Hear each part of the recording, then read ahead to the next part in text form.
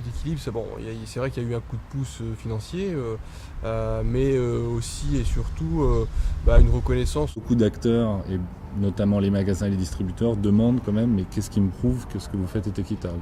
Et c'est vrai que le concours Équilibre nous a permis cette crédibilité-là. Alors, le concours Équilibre, dont c'est la 5e édition cette année, est un concours consacré au commerce équitable et commerce solidaire, et donc à la recherche de création d'entreprises ou développement d'activités dans ces deux secteurs. Alors, ce qu'on met derrière l'innovation sociale, c'est l'ensemble de réponses apportées à des besoins qui jusqu'à présent n'étaient pas encore satisfaits ou qui avaient tardé à se manifester. C'est le caractère innovant d'une démarche qui peut être aussi bien sur l'entreprise elle-même, sur la gouvernance de l'entreprise, sur les process, alors là plus spécifiques au commerce, ou sur les finalités qui sont derrière telle ou telle création d'entreprise.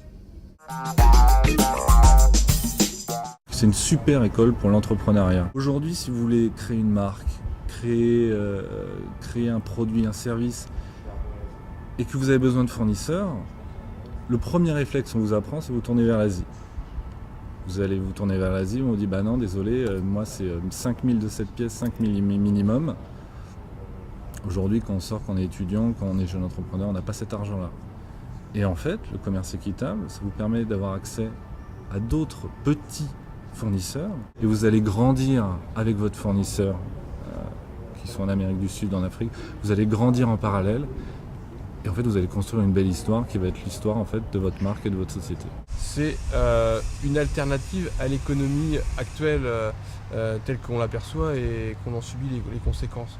Je pense que, comme beaucoup, qu'elle doit normalement servir le plus grand nombre, et à l'heure actuelle c'est pas le cas, et nous ce qu'on essaye de faire c'est de promouvoir, c'est l'idée que l'économie est faite pour nous servir et puis qu'on peut y arriver. Que ce soit pour moi l'entrepreneuriat en commerce équitable ou l'entrepreneuriat tout court, il faut réussir à bien s'entourer, essayer d'avoir une équipe, d'être au début pas trop.